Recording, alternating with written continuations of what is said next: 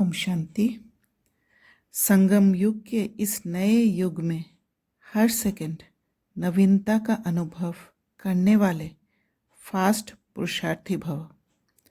संगम युग पर सब कुछ नया हो जाता है, इसलिए इसे नया युग भी कहते हैं।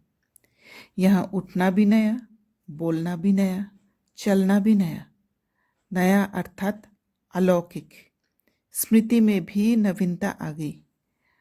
बातें भी नई, मिलना भी नया, देखना भी नया। देखेंगे तो आत्मा, आत्मा को देखेंगे, शरीर को नहीं।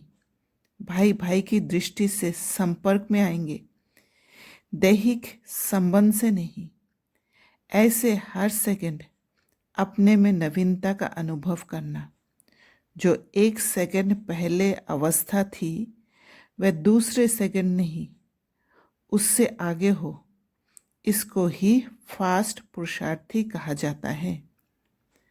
संगम युग को डायमंड युग कहा जाता है, क्योंकि इसी युग में डायमंड माइनिंग होता है, माना खान से हीरा निकाला जाता है। संगम युग में हर ब्राह्मण के अंदर एक डायमंड का खान है, और उस खान में से डायमंड को निकालने के लिए एक प्रक्रिया निकालना पड़ता है। इस प्रक्रिया में डायमंड को कम से कम 100 मील अंदर जाना होता है, जहाँ हीट और प्रेशर से रफ डायमंड्स बनते हैं। तो बहुत गंभीर अंदर जाकर उस डायमंड को ढूंढना पड़ता है। वह डायमंड तब ऊपर आता है जब एक ज्वालामुखी फटता है, माना वॉल्केनिक इरप्शन में।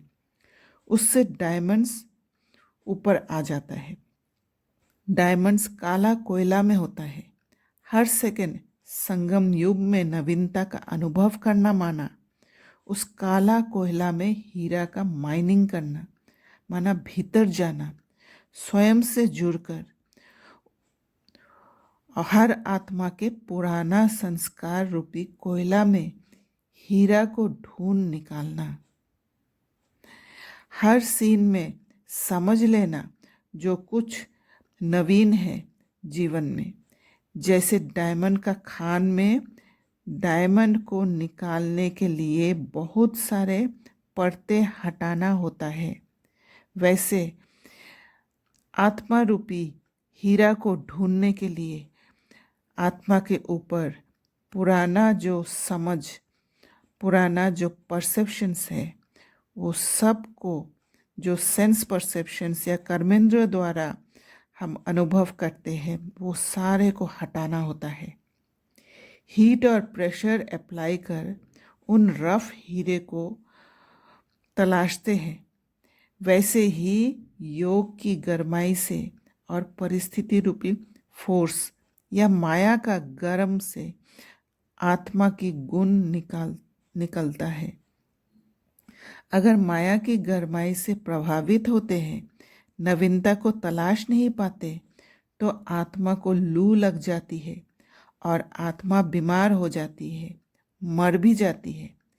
हीरा को खान में से ऊपर लाने के लिए ज्वालामुखी का विस्फोट, वोल्केनिक इरप्शन करना होता है, और वह तूफान के रूप में आता है, जहाँ आत्मा हिल जाती है। जैसे कि हीरे का खान में उथल पथल मच जाता है, उससे कोयला से हीरे का सेपरेशन होता है, अलग हो जाता है, और हीरा ऊपर आ जाती है। ठीक वैसे ही माया का तूफान में आत्मा में रिश्तों में उथल पाथल होता है। सब कुछ खत्म होने नजर आती है, पर उसमें नवीनता है अलग होना। आत्मा अपनी पुराना संस्कार से अलग हो जाती है, और वह विस्फोट एक रियलाइजेशन का रूप लेता है, जिससे रिश्तों में हीलिंग होती है और हीरा ऊपर आ जाती है।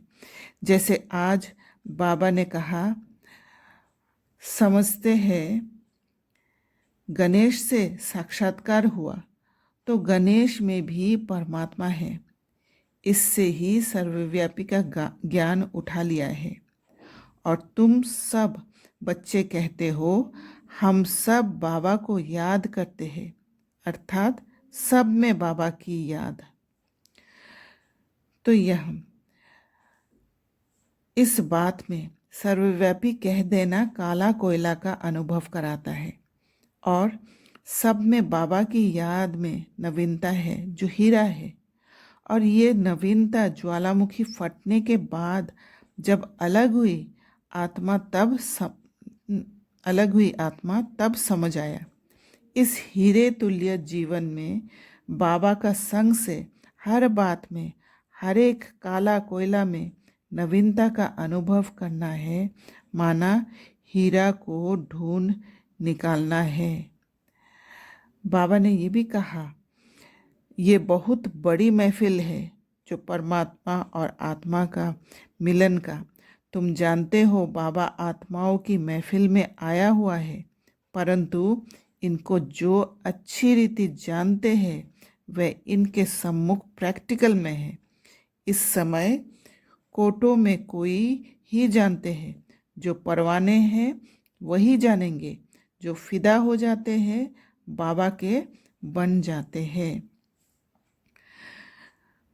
इस हीरे तुल्य जीवन में बाबा का संग से हर बात में, हर एक काला कोयला में नवीनता का अनुभव करना है, माना हीरा को ढूंढ निकालना है। तो अतीन्द्रिय सुख और आनंद की अनुभूति होते रहेगा। एस्ट्रोलॉजी में भी डायमंड रिंग पहनाते हैं, जीवन में सुख शांति होते रहेगा और स्ट्रेस फ्री लाइफ जीने के लिए हर पल जब नवीनता को देखने का अनुभव होगा तो आत्मा के गुण निकलते जाएगा और सुख शांति का जीवन अनुभव होगा। अच्छा, ओम शांति।